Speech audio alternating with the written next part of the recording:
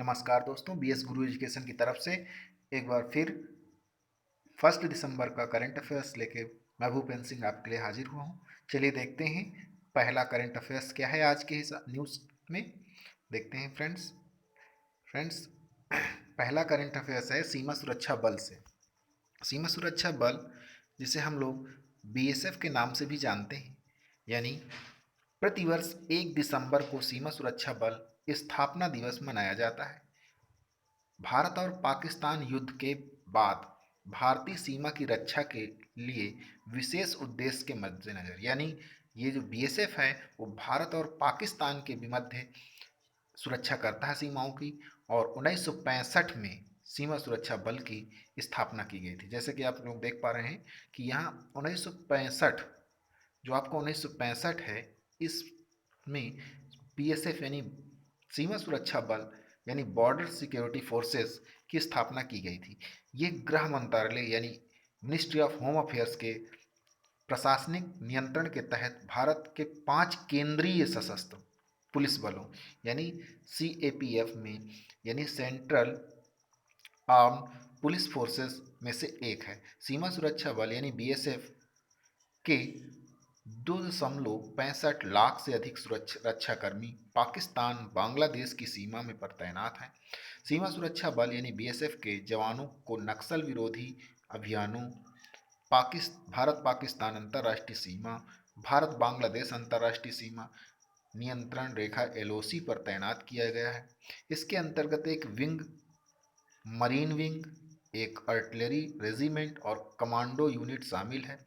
सीमा सुरक्षा बल यानी बीएसएफ बॉर्डर सिक्योरिटी फोर्सेस द्वारा अपने अत्याधुनिक जहाज़ों के माध्यम से अरब सागर में सरक्रेक और बंगाल की खाड़ी में सुंदरबन की डेल्टा की सुरक्षा की जाती है।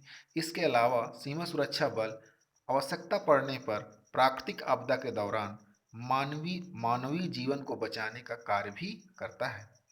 तो फ्रेंड्स, इस तरह से ये न्यूज़ हमारे लिए काफ़ी इम्पोर्टेंट है, क्योंकि जो बीएसएफ है उसकी स्थापना भारत पाकिस्तान युद्ध के बाद 1965 में हुई थी और ये मिनिस्ट्री ऑफ होम अफेयर्स के अंतर्गत कार्य करता है। भारत के 5 केंद्रीय शासन पुलिस बलों में से एक है। तो इस तरह से, और ये केंद्रीय रिजर्व पुलिस, इसका प्रशिक्षित कर्मियों को संयुक्त राष्ट्र शांति अभियानों में भी भेजा जाता है। अन्य केंद्रीय सुरक्षा पुलिस बल हैं जैसे सीआरपीएफ केंद्रीय रिजर्व पुलिस, सीआरपीएफ जिसे कहते हैं, एंड केंद्रीय औद्योगिक सुरक्षा बल सीआईएसएफ, भारत तिब्बत सीमा पुलिस आईटीबीटी, आईटीबीपी, सशस्त्र सीमा बल एसएसबी। ये जो आपके 5 पुलिस बल हैं, केंद्रीय सशस्त्र पुलिस बल हैं। तो इस प्रकार से ये न्यूज़ हमारे लिए इम्पोर्टेंट है कि सीमा सुरक्षा बल कब मनाया जाता है, तो 1 दिसंबर को। और ये बीएसएफ जो है भारत और पाकिस्तान के बीच की बाउंड्री, बांग्लादेश और भारत के बीच की बाउंड्री, तो इस प्रकार से सुरक्षा करती है। तो फ्रेंड्स, अगली न्यूज़ की तरफ चलते हैं हम लोग। अगली न्यूज़ है नागालैंड से। नागालैंड का स्थापना दिवस मनाया गया फिलहाल, और ये 1 दिसंबर 2021 को नागालैंड का 59वां यानी 59वां स्थापना दिवस मनाया गया। नागालैंड 1 दिसंबर 1963 को भारतीय संघ के 16वें राज्य के रूप में अस्तित्व में आया। नागालैंड पूर्व में म्यांमार, उत्तर में अरुणाचल प्रदेश, पश्चिम में असम, दक्षिण में मणिपुर से घिरा हुआ है। नागालैंड तथा म्यांमार के बीच सरामती पर्वत श्रृंखला प्राकृतिक सीमा बनाती है, जो नागालैंड की सबसे ऊंची पहाड़ी भी है। सरामती पर्वत श्रृंखला प्राकृतिक सीमा बनाती है, जो नागालैंड की सबसे बड़ी ऊंची पहाड़ी है। राज्य की लगभग 70% जनसंख्या कृषि पर निर्भर है तथा यहाँ की मुख्य खाद्य फसल धान है। इसके अलावा कुल कृषि के 70% भाग पर धान की खेती की जाती है। यहाँ की खेती स्लेश तथा बर्न प्रणाली प्रचलित है। यहाँ पर काफ़ी इम्पोर्टेंट बात है फ्रेंड्स कि यहाँ की जो खेती है वो स्लेश और बर्न प्रणाली प्रचलित है, जिसे स्थानीय स्तर पर झूम खेती के नाम कहा जाता है। राज्य की दीमापुर जिला पूरे देश से रेल व हवाई यातायात से जुड़ा है। नागालैंड में प्रत्येक वर्ष दिसंबर माह के पहले सप्ताह में हॉर्नबिल उत्सव, काफ़ी इम्पोर्टेंट है फ्रेंड्स। जो नागालैंड है, ये आपकी काफ़ी इम्पोर्टेंट न्यूज़ है। नागालैंड में हॉर्नबिल उत्सव का आयोजन किया जाता है, जो हमारे लिए काफ़ी इम्पोर्टेंट है। हॉर्नबिल उत्सव कहाँ? नागालैंड में मनाया जाता है और ये दिसंबर माह के पहले सप्ताह में मनाया जाता है। तो इस तरह से नागालैंड का फेस्टिवल है हॉर्नबिल। इसे काफ़ी इम्पोर्टेंट तरीके से याद रखें। और यहाँ पर झूम खेती होती है, जिसे स्लेश या बर्न प्लाली भी कहा जाता है। और यहाँ की 70% जनसंख्या कृषि पर निर्भर है और 70% जो है धान की खेती होती है। आगे चलते हैं। भारत में स्टार्टअप की स्थिति को देखते हैं। ये भी एक काफ़ी इम्पोर्टेंट आर्टिकल है। फ्रेंड्स, स्टार्टअप क्या होते हैं? स्टार्टअप्स वे इनोवेशन होते हैं जो किसी कार्य को या किसी कंपनी का शुरुआती दौर होता है, वो स्टार्टअप्स के रूप में जाना जाता है। यानी अभूतपूर्व इनोवेशन और प्रौद्योगिकी क्षेत्र हस्तक्षेपों का युग है, जो स्टार्टअप के उभार से लाभान्वित हुआ और परिवर्तनकारी उत्पादों, व्यापार मॉडल और पूंजी से लैस होकर समाज के समग्र विकास में महत्वपूर्ण भूमिका निभाने को तैयार है। वर्तमान में भारत वैश्विक स्तर पर तीसरा सबसे बड़ा स्टार्टअप परितंत्र रखता है। यानी स्टार्टअप की संख्या के अनुसार लगभग 2010 में 5000 स्टार्टअप की तुलना में 2020 में 15000 से अधिक स्टार्टअप की स्थापना हुई। इस स्टार्टअप परितंत्र के अंतर्निहित परतों में स्मार्टफोन, इंटरनेट की पहुंच, क्लाउड कंप्यूटिंग, एप्लीकेशन प्रोग्रामिंग यानी एपीआई और एक राष्ट्रीय भुगतान स्टैक शामिल है। इसके अतिरिक्त कोविड-19 महामारी के बीच भारत में केवल 2021 में ही इतनी संख्या में यूनिकॉर्न स्टार्टअप्स उन्हें कहते हैं जिनकी वैल्यू $1 बिलियन से अधिक मूल्य वाले स्टार्टअप जिनकी वैल्यू $1 बिलियन से अधिक मूल्य के हों, उन्हें यूनिकॉर्न स्टार्टअप्स कहा जाता है। जितने वर्ष 11 से लेकर 20 की पूरी दशकी अवधि में नहीं आए थे। तो इस प्रकार से देख पा रहे हैं कि हालांकि अभी भी चुनौती मौजूद है, जो भारत में स्टार्टअप्स की वास्तव में क्षमता को साकार करने में अवरोध उत्पन्न करती है। तो फ्रेंड्स, हमने यहाँ पर जाना स्टार्टअप के विषय में।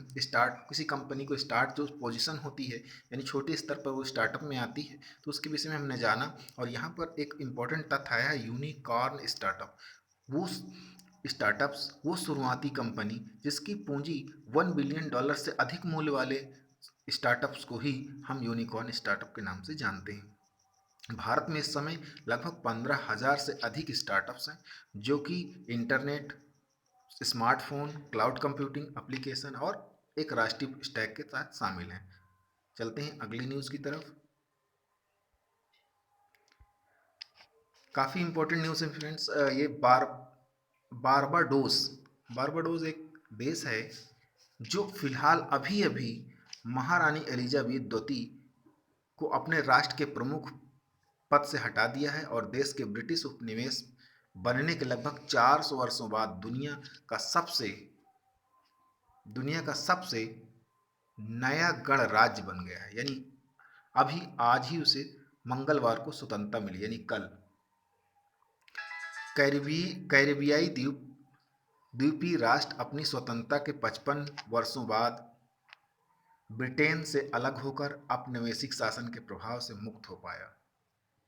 वैसे तो ये स्वतंत्र 55 वर्ष पहले हो गया था, लेकिन महारानी एलिजाबेथ यानी अब यहाँ पर जो शासन था, औपनिवेशिक शासन, उसका प्रभाव रहा। हालांकि बारबाडोस 54 राष्ट्रमंडल देशों में से एक बना रहेगा। यानी ये 54 राष्ट्रमंडल देशों में से एक बना रहेगा। इसकी स्थिति क्या है? दक्षिणी पूर्वी कैरेबियन सागर में एक छोटा सा ये द्वीपीय देश है। इसके पड़ोसी देशों में उत्तर में सेंट लूसिया, पश्चिम में सेंट विंसेंट और ग्रेनडाइस, दक्षिण में त्रिनिदाद एवं टोबैगो शामिल हैं। इसकी जो राजधानी है फ्रेंड्स वो है ब्रिज टाउन।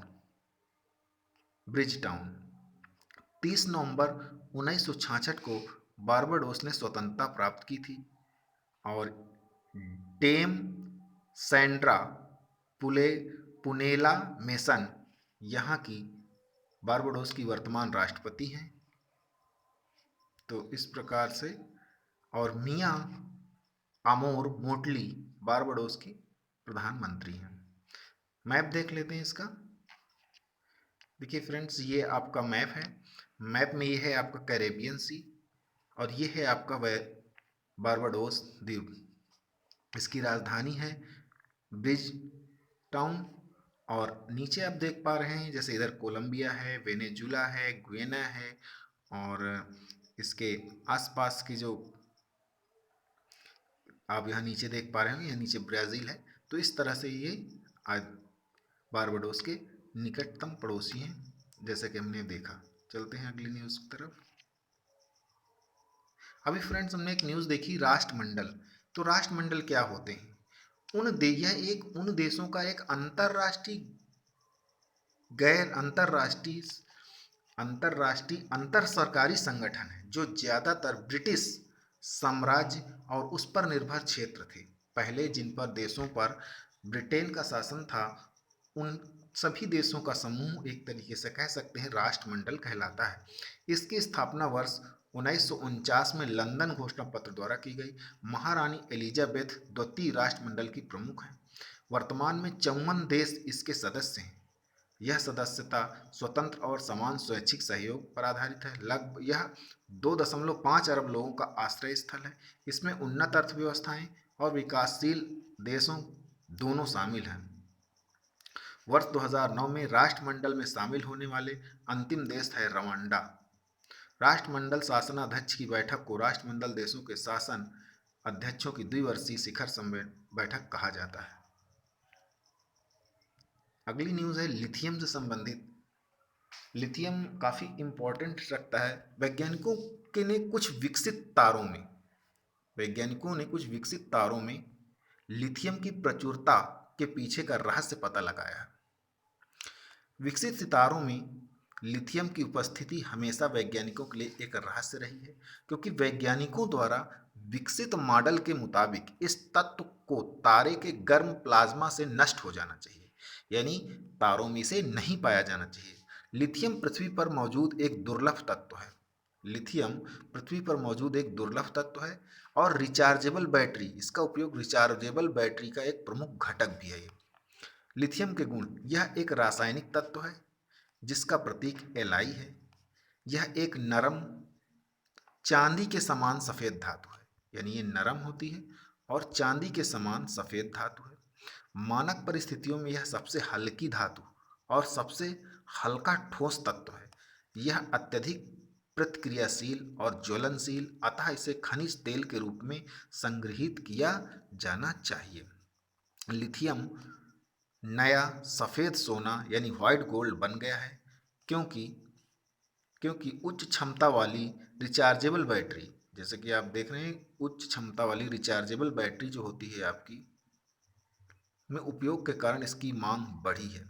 और उभरती वैश्विक लिथियम मांग और बढ़ती कीमतों ने यथाकथित लिथियम ट्रायंगल, जिसमें अर्जेंटीना, बोलीविया और अन्य देश शामिल हैं, 3 देश शामिल हैं यहाँ पर, जैसे हम देखते हैं आगे अपने इस मैप में। फ्रेंड्स देख पा रहे हैं आप यहाँ पर बोलीविया, चिले और अर्जेंटीना, ये 3 ऐसे देश हैं जहाँ पर लिथियम काफ़ी प्रचुर मात्रा में पाया जाता है और इसे लिथियम ट्रायंगल के नाम से जानते हैं। फ्रेंड्स सबसे ज़्यादा चिले में, फिर आपकी ऑस्ट्रेलिया में और फिर अर्जेंटीना में लिथियम पाया जाता है। अगली न्यूज़ है कपास से रिलेटेड। कपास यह एक खरीफ फसल है जिससे तैयार होने में 6 से 8 महीने लगते हैं। सूखा प्रतिरोधी फसल है। ये सूखा प्रतिरोधी के लिए शुष्क जलवायु आदर्श मानी जाती है, यानी गर्म जलवायु इसके लिए आदर्श जलवायु मानी जाती है। इस फसल को विश्व की 2.1% कृषि योग्य भूमि पर उगाया जाता है। विश्व की 27% वस्त्र आवश्यकता को ये पूरा करता है। तापमान 21 से 30 डिग्री सेल्सियस के मध्य होना चाहिए। लगभग 50 से 100 सेंटीमीटर वर्षा होनी चाहिए। मिट्टी का प्रकार बेहतर जल निकासी वाली काली कपासी मिट्टी यानी रेगुर मिट्टी जैसे दक्कन के पठार की मिट्टी इसके लिए उपयुक्त मानी जाती है। उत्पादन फाइबर, तेल और पशु चारा प्राप्त होता है इससे। शीर्ष कपास उत्पादक देश हैं चीन, फिर भारत, फिर यूएसए। तो इस तरह से ये देश हैं। भारत में शीर्ष कपास उत्पादक राज्य गुजरात सबसे नंबर 1 पर है, फिर महाराष्ट्र है, फिर तेलंगाना है, फिर आंध्र प्रदेश और फिर राजस्थान है। तो आगे चलते हैं।